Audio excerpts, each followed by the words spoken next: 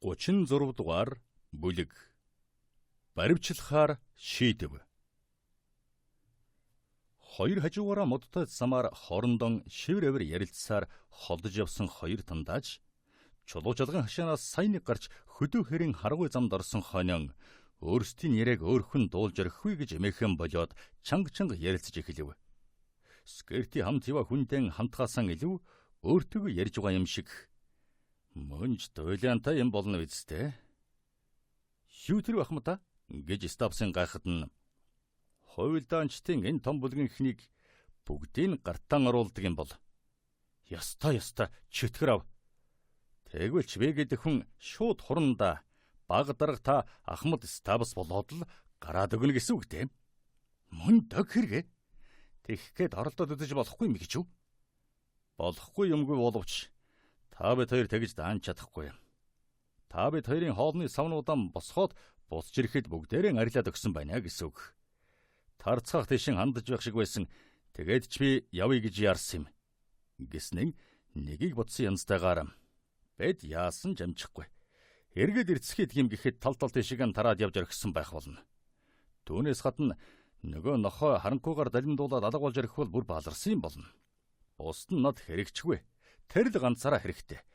Тэгэхээр гэгээтэд барьж авахыг бодсон минь дээр. Маргааш тэр миний гарт орно. Нөгөөдөр Тауэрын захирагчд тушаана. Тэгээд тэндээс нь одод танким улмаар дүүжлүрлүү шилжүүлээл зүйл дуусхан тэрдэ.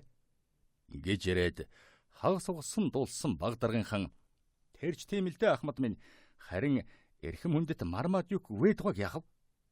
Тэрнийг яахчгүй хэрэггүй. Тэрнийг би дуртай цагтаа баривчилна. Гэт тачгантал хөхөрч Стабс та аан гэж вэ. Энэ нарийн ширийн зүйлийн талаар танд би ганцхан юм хэлье. Би таны цолыг нэмэгдүүлнэ гэж амлалаа шүү дээ. Миний хүсэлтийг хаантан ямар ч байсан ёсоор болгоно. Та харин ганцхан зүйлийг дуулж байна уу? Ганцхан зүйлийг биелүүлж гэмээр миний дэмжлэгт найдаж болно. Дууллаа Ахмад. Юуг тэрв? Та энэ шин хаана байсан? Юу үзэж харсан дуулсан сонснон намайг хэлж болно гээгүй байхад хэнд ч хэлж болохгүй. Тэгэл болох нь тэр. Хэнд ч хэлэхгүй танд амлах ёстой тан гаргалъя. Сайн байна.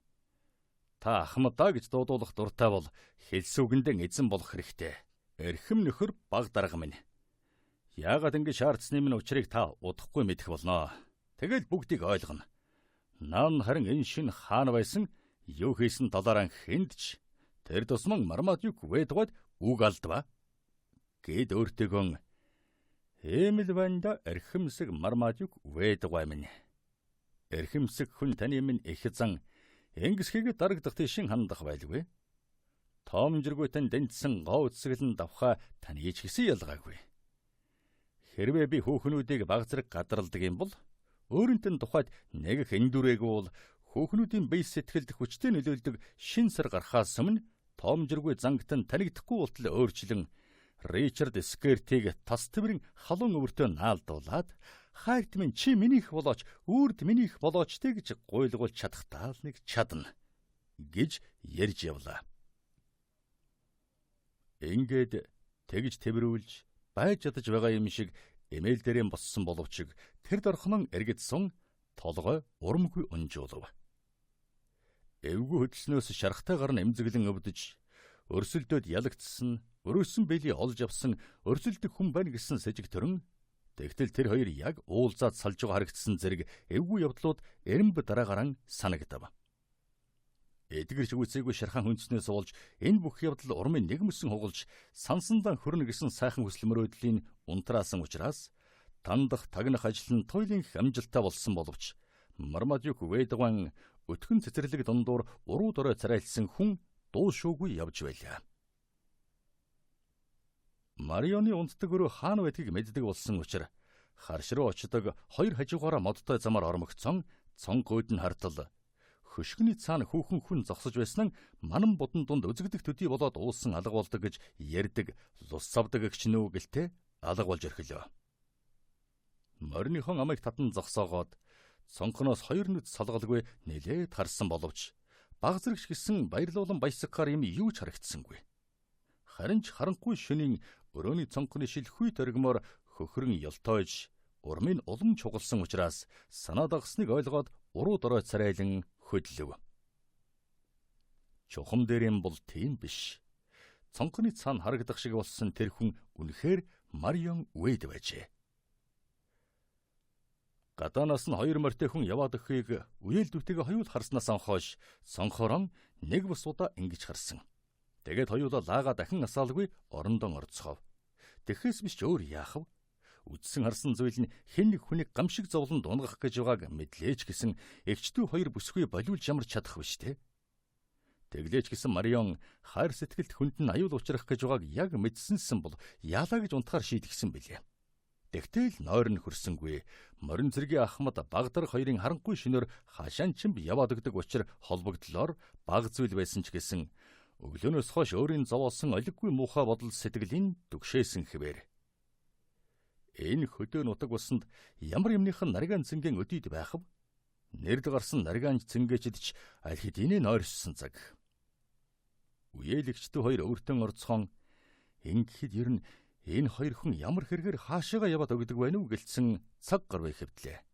Яаж ч бодоод янз янзаар ярилцаад учрын даанч олсонгүй. Энэ бүх явдал өөрт нь төдийлөх сонин хачин зүйл биш байсан Лора төдөлгүй зүүд нойрон дундаан Уолтертойгоо уулзж учрах гэж яаран тавтай сайхан нойрсжээ. Марион харин юун унтахтай мантай Генри Голдспер нүдэнд нь үзэгдэж харагдан амь насанд нь аюул учрах вэ гэж бодхоос зүрх шимширч хэвтэв. Унтах гэж хичээсэнгүй.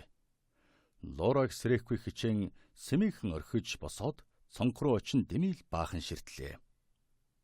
Өрөөнд дотууран хэсэг холгиснон цонх руу дахин очиж жаахан зогсоод тавир дээр нь гарч торгон хөшгөний наагур нуугдан хэдэн цаг суусан. Хичнээн чагнасан боловч бороо байшингийн дээвэр пэжигнүүлэн тагтан дээр шижигнэн орж модны навч мөчр сэржигнүүлэхээс өөр юу ч дуулдахгүй. Гүн харанхуй руу хичнээн ширтээдч юу ч харагдаж үзэгдэхгүй. Хаяа цаглагаан захин хоёр морьтой хүний яваад удаж байгаа. Одоохон эргээд ирж ява харагдаж магадгүй туулайн бүрийн модон дундуур зурайсан замыг мэлтийтэл гэрэлтүүлэх бүрийд нүд цавчралгүй ажиглан харж байлаа. Ингэж суудлан орой унтвал нэгийг сонсдог гихчээр юм болов. Скерти Стабс хоёр эргээд ирж ява харагдах нь тэр. Төрүүчийнхээ явсан замаар яг эргээд ирж ява тэр хоёрын бараагаар Марион бурхан минь ямар ажлаар яах гэж явсан байлаач гэсэн буцаж ирэхин хэрлээ. Түүнд минь л муу юм юу ч болоогүй байгаасаа билээ гэж залбирав. Хөшгөнөөс барьж араар нь нуугдан тэр хоёрын гадаанан эрен эртэл хүлээлээ. Хав харанхуйд юу ч үзэгдэж харагдахгүй байсан боловч мордын дахны чимээгээр цонгон доогуур өнгөрөн байшин тойрч хашаа руу орлоо гэж мэдэж байтал нь хашааны том хаалга хааж байгаа дуулдав. Энэ бүхний дараа л ариун нэндэн хайр дурлалын нэг адил аливааг дийлэх ичидтэй хамттай сайхан нойронд өөрөн ирэхгүй захирагдан Лорогийн хажуугаар хэвтээд нэг их удалгүй нам унтсан байлаа.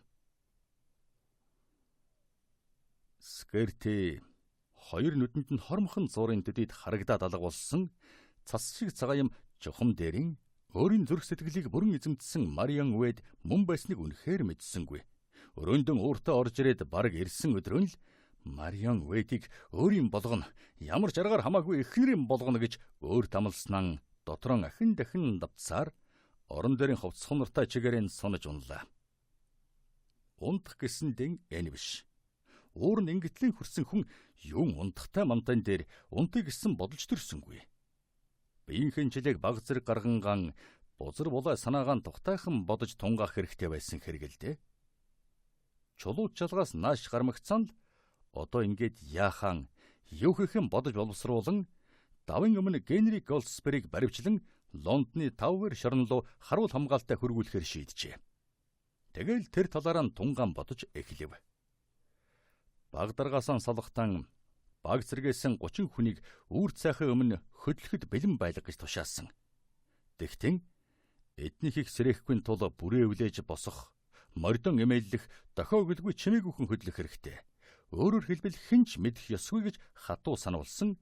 Уг тушаалыг биелүүлэхэд тун баг хугацаа үлдсэн учраас Стабс зохицоовор өгөхөөр яаран явлаа. Ахмадынхаа тушаалыг яв цав биелүүлэн цэргүүтээ нэг нэгээр нь татаж чангаан сэрэж мордон Чимээ анир гаргалгүй эмээлцгэн морин цэргийн бүрэн зэвсэг агссан 30 хүнтэй баг хашаан жигдрийн жагсаад тэнгэрийн тэртээ зүүн урд хаяа танан өнгөтэй болон солонгор мөгц мориндон үсрэн морцоход бэлэн хүлээж байлаа. Энэ бүх бэлтгэлийг хийж байх зур Скирти төрүүчийн хэрэн бүх зүйлийг нарийн ширин бодож боловсруулан яг ёсорон болно гэж итгэж хэвтэв. Өштөн дайсан одоо хаашаанч мултрахгүй гэсэн үг. Тандж тагнах ажил том бүтэмжтэй болсон. Генри Голдспер өчүүхэн ч сэжиг аваагүй. Скирти Уайлфордын аашарын шинг сайтар судалсан ямар ч гэсэн урвж шарвахгүй гэж мэдэж байлаа. Тэгж их хардсан, хармалсан, тэгж их өшсөн, хорссон хүн тэр хүндэн яалаа гэж мэдгдэх гэж явах вэ? Тэгэхээр Голдсперт мэдгдэх өөр нэг ч хүн байхгүй. Юу болох гэж байгааг мэдэх хүн өөр хинч байхгүй юм чинь. Түүнийг төвгүй баривчлан хаашаанч гарах газаргүй болох хэрэгтэй. Тэгсэн хонь тэр муу уймэн самуунчийг унтаагаар нь гартан оруулна гэсэн үг. Тэгээд хөөрхий чинь тав ирлөө тэндээс нь шууд одод танхим руу тонилгож орхино. Тэр аимшигт шүүхийн талаар сайн мэддэг Скирти түүний ачаар Уайлфордч өөрөн ч өрсөлдөх хүнгүй санаа амар болно гэж итгэл төгс байлаа. Хаантныг ч аюултай дайснаас ангижруулна гэсэн үг боловч Скирти энэ удаа үүнийг гол болгосон дон ингэж их хичээ зүтгэсэн хэрэг биш л дээ. Голдсперийг тун саяхнаас огт санаандгүй хорсон зандаг болсон хэдэн жилийн турш боглосон өш хонзон шиг байц суулгах хам болсных. Тэр олон хүний нүдний өмнө тэгж муухай дийлдсэн, мориносон ойдсон. Тэгээд бас түүнээс ам хэлтрүүлэхийг гуйсан эзэн хааны морин цэргийн ахмад альва дайн тулдаанд ялан дийлдэг байсан эрэлхэг дайчин Ричард Скиртийн хувьд нэр нүрийг бузралсан тэр хүнийг нэг нүдээр үзэж чадхан болгох цорын ганц учир шалтгаан байсных юм. Үүн дээр бас ихэмсэх сайхан авхай хөөхнүүдийн тэр дундаан ухаангүй хүсдэг болсон тэр хүүхнийхэн нүдний өмнө тэгж шившгийн хутгана гэдэг. Тэгээд бас тэр хүүхэн өөрт нь биш өрсөлдөгч этгээдд нь талтай сайн байна гэдэг бүрч төвчшгүй зүйл байлаа. Скиртийн хорсол занал ийхүү хэмжээг хязгааран алдаад Голдсперээс хариугаа авахын тулд юу ч хийхээс буцхан болоод байсан хэрэг бөгөөд хариугаан ч авах аятайхан арга бодж олсруулан урамтай хэвдэж байгаа нь энэ. Хариугаа ёстой нэг авсан шиг авна бидстэй гэж дуу олдон босон харайж өрөөнд дотор холхингон юу болж яаж баларч явааг нь тэр хүүхэн харах болно. Тэгтэн бүр цонхныхон дагуур тууж гарахад ихэмсэг тэр авхаа миний гарт орсныг яаж чадхан болсон амтэн явж байгааг нь харна гэд тачхинтал хөхөрлөө. Тэр өрөөсөн цагаан бэлий тэгэл явж байг яах вэ? Мөн ч аятайхан болно бидстэй. Хулгай чиг хүлээстэй малгай толгойчгүй явж явах нь хар гэлдэ гэд тачхинтал хөхөрч бахан ханаж байгаа дуулдав. Бахта сайхан байсан нүүр царай нь харин гинтхэн барайлаа. Тэгтэл чинь харин түүнийг хараад инээ далдаж харагдвал ээлдэг сайхан инээмсэглэн бэлгэлж байгаа харагдвал яана.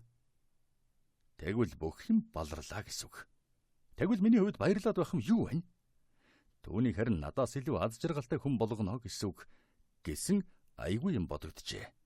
Тэгснэ гинтхэн сэргэн байцхөө аятайхан санаа биш үү? Тэр хөөхнийг тэгж инээ далдуулахгүйгээр нэг арга байна. Тун аятайхан арга байна. Тэгэхээр чин түүнийг тэгж толгой нүцгэн явуулах биш.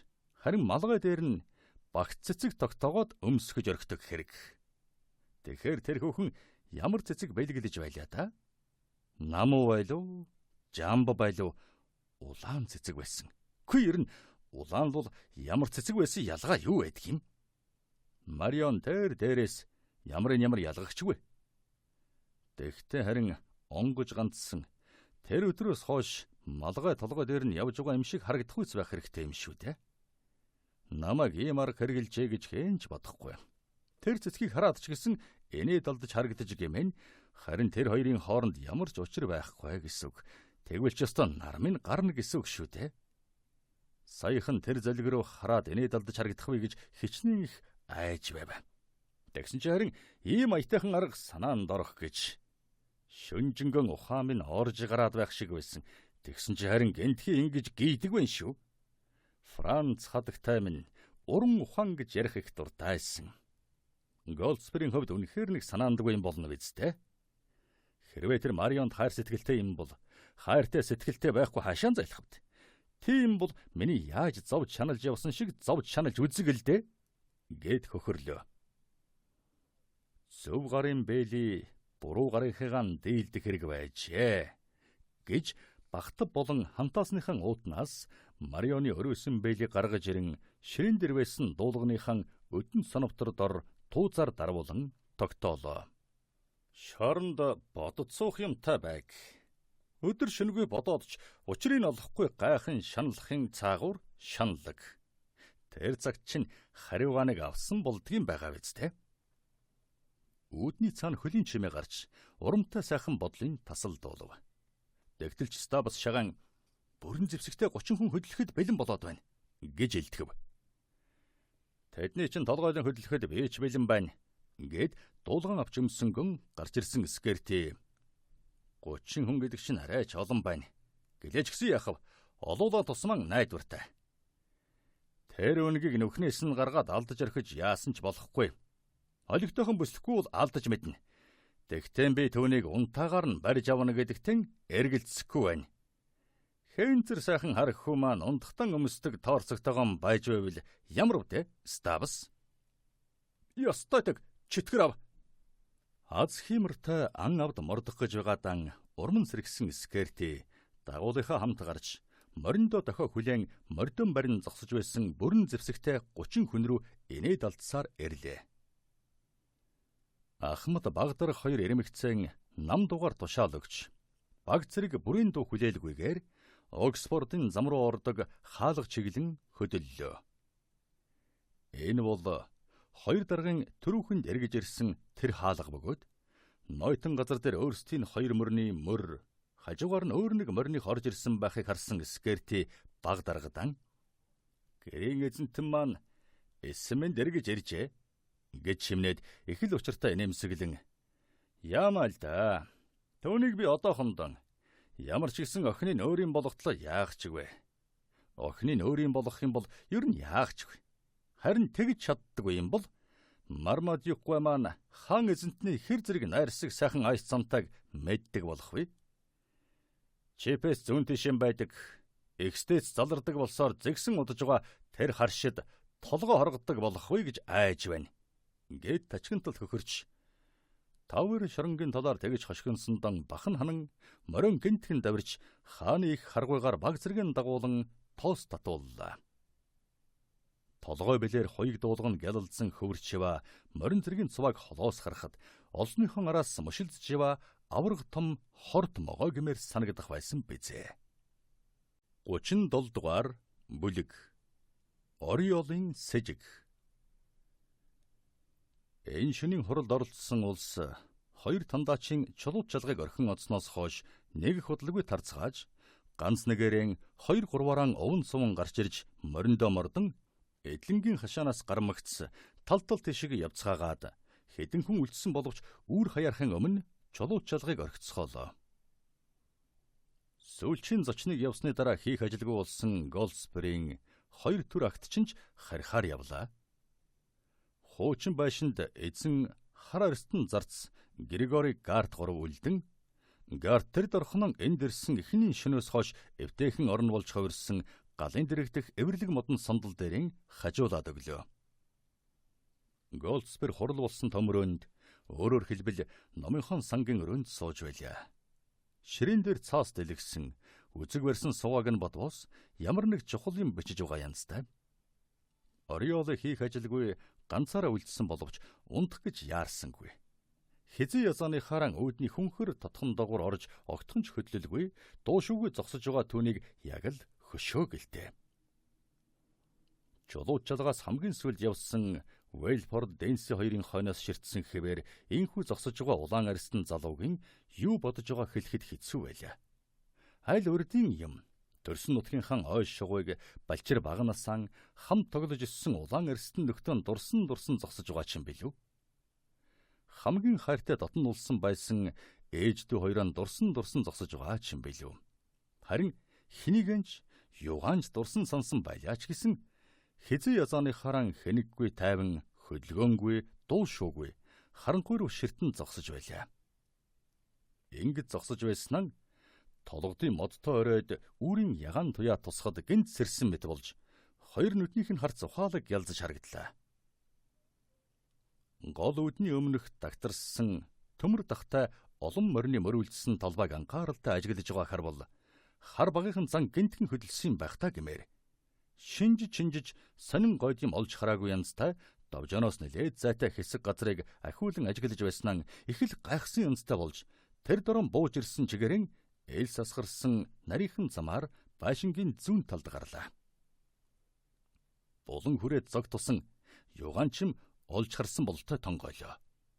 Хэсэг зур ингэж цаацнаа бүхийж тонгойсон хэвээрэн цаашлан Байшингийн ард талд гарч зүүн жигүүрийн жижиг хаалганы харалдаа ирээд уламжих гайхсан янзтай зог тусав. Хаалга дэлгээстэй байлаа. Голдсбергийг дагаж энд ирснээс нь хойш энэ хаалга үргэлж хаагаастай байдаг байсан хэрэг шүү дээ. Эзэн өөр хоёроос нь өөр хэн ч онгойлох учиргүй энэ хаалганы дэлгээстэй байгааг хараад гайхаас ч биш яах вэ? Ориолын анзаарахгүй байсан ч байж мэдэх байлаа. Гэтэл харин хаалга дэлгээстэй байгаатай учир холбогдолтой байхаас зайлахгүй өөр нэг зүйлийг нойтон шорон дээр тов тутхан үлдсэн хоёр хүний мөр байхыг олж харжээ. Байшингийн яруу дагаж ирсэн хоёр хүний мөр булан тойрхтон 3 хүнийх болж явсаар гол үүдний өмнөх талбай руу ирэн олон морины мөртөө холдон мэдэгдэхгүй болсон байв. Довжоон дээр зогсож байтал нь анхаарлын татсан энэ хоёр мөрөөр явж байтал нь ийшин авчирсан. Тэгсэн чинь энэ хаалга дэлгээстэй байж байдаг байгаа та. Хүн амтны мөр хөөнө гэдэг бол улаан арьснуудын баргал төрөлхийн авьяас аашаан шин гэсэн үг учраас тэр зан хөдөлсөн байж болох Ориолын хоёр мөрөөр хөөхөр шийджээ. Ингэ шийдсэн учиргүй ч биш. Учиртай эзнийхэн эрхэлдэг улс төрийн хэцүү ажлын учрыг нарийн ширийн мэддэг вэ ч гэсэн ийм ажлыг нууц далдуур хийх хэрэгтэй. Уулдсан барьсан хүн болгонд л итгэдэг найддаг байж болохгүй гэж үнэнч зарцсны хувьд мэддэг байлаа.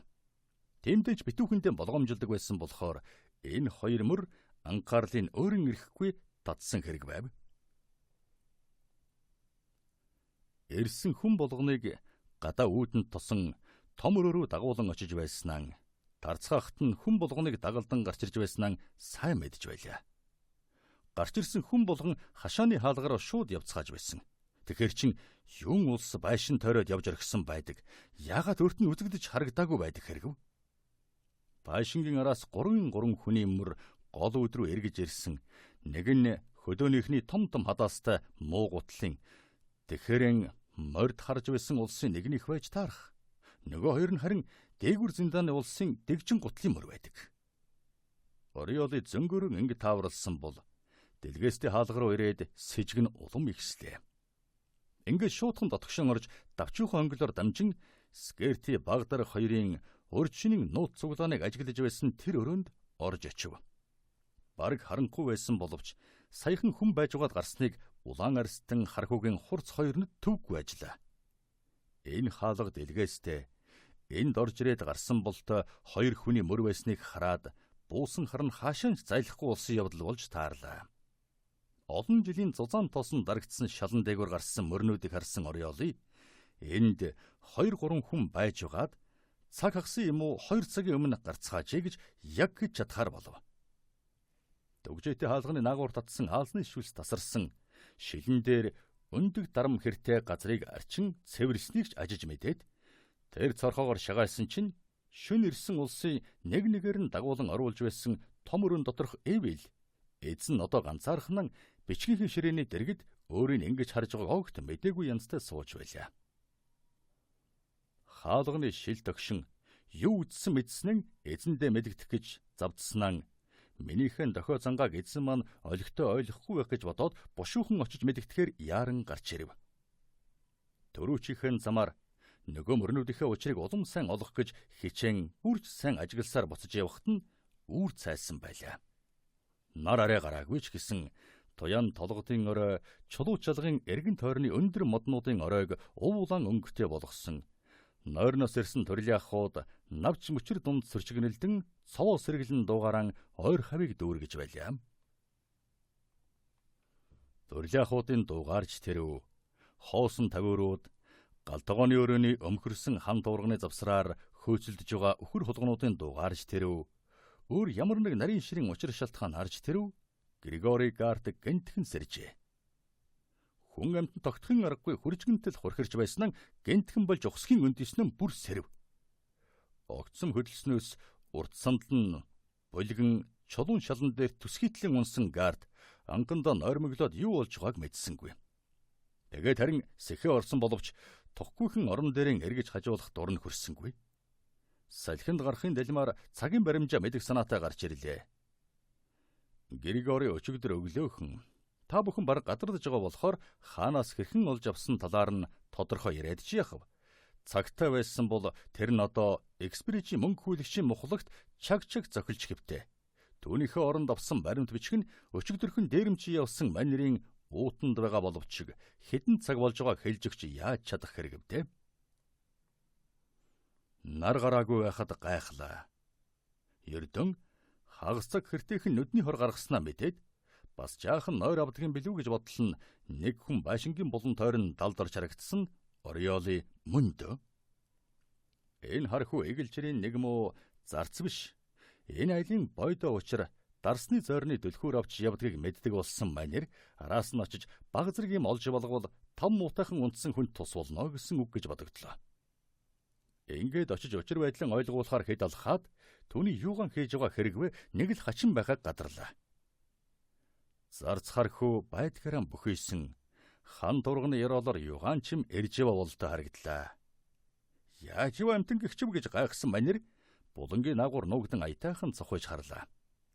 Улаан арьстан залуу дэлгээстэй байгаа жижиг хаалга руу хамгийн хашир туршлагатай хулгайч хүртэл атаархмаар хачин болгоомжтой гэтэн очиж хурдан шалмаг гэдгэн жигтийхэн шуртхийн орж ингэхийн харсан дээрэмчин гайхсан дан сэгсгэр өстэй толгоогоон сэгсрэн мөндө генри гойд маань өөрөнд нь урвагч шургалж орхисон хэрэг байх нэ. Энэ муу хар манууха тэгээд тийшээгээ юугаа хийх гэж ордог хэрэг.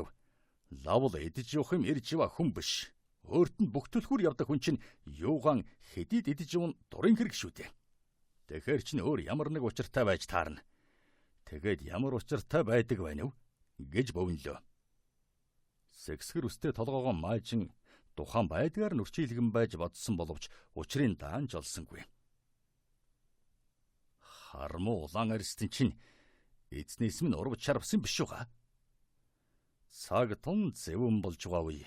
Гэтэл Генрига маань үнэхээр осолтой ажилтай хүн. Тэгтэн арайч үгүй байлгүй. Энэ улаан арьстан хэлгүй харахгүй хаа холоос дагаж энд ирсэн. Тийм үнэнч байсан юм чинь урвна гэж байхгүй тийм. Тэгээд ширн манай эндхийн улс төрийн байдлын талаар юугаа мэдхэв. Ийм амтэн юуныхан тагнуул байх вэ? Тийм байх учиргүй. Юугаан чим хулгайлах гэж бодсон л хэрэг байх. Харин юу хулгайлах гэснийг одоохон мэдж болно. Ганцаараа ингэж ярьсан Гарт Ориолын орсон хаалга руу шуудхан алхалсан боловч 2-3 алхуугүй юу нь Ориолы эргэж гарч ирэн төрүүчиг шигэн бүхийж тонгойсон хүн буцаад ирэхэд гайхсан манерж дэмийл газар ширтлээ. Григори Гарт газар дэлхий хурамс тэнгэрийн хэл яриа сэлтийг энэ улаан арьстан шиг сайн мэддэггүй ч гэсэн мөр ялгахтаа бас ч муугүй. Сүүлийн хэдэн жил хийж ирсэн ажил төрөлд нь мөр шинжих хэрэг заримдаа гардаг байсан тул Ориолын юу хийж яваг хашир дээрэмчин харангуйтан гадарлав. Зарц хархүү мөр хөөж явав. Хөөж ява мөр нь гол өдрөө ирээд баларсныг хармагц ухаан санаа нь гинтгэн гих шиг боллоо. Улаан арьстан залуугийн болохгүй бүтэхгүй хэн нэг хүний мөрөөр орсныг ойлгосон Гартийн санаанд шөнөрсөн улсын мордыг тосон авахт нь тусалж байсан Уэлфордын байр байдал нэг л хачин байсан. Хаашган чим алга болж агтны хашаар орж ирээд 2-2 мөр нэг дор хөтлөөд гарахт нь туслах гэхэд тун дургүй янзтай байсан санаанд нь гинтхэн орлоо. Дэгт нь явх улсан эцтэйс нь ганцаараа шан авах гэж бодсон хэрэг байх нь л дээ гэж бодоод өнгөрсөн. Гэтэл Ориолын олж харсан энэ мөрнүүдээр бол тэр бүхэн цаанаа тун их учиртай байсан. Өнгөрсөн шин чулууч жалгад бузар муухай явдал болсон өөдгөө муухай амтан чинь урвж шарвсан болж таарлаа. Сандарсан Гарт Зар залуу руу очин болсон бүх явдлыг тоочих санаатай янз янзаар дохид зангасан боловч бүтсэнгүй. Гар хуруугаан сарвалзуулан нүүр аман хачин болгож үдссэн боловч юугээд байгааг нь огт ойлгоогүй улаан арстан хархүү гайхан харж байснаа толгой сэгсрэн орхиж гүйлээ. Үүдний довжоо үед гүйхэрэн гарсан зарц залуу болсон бүх явдлыг эзэндээ мэдэгдэх гэж яарсан хэрэг байлаа.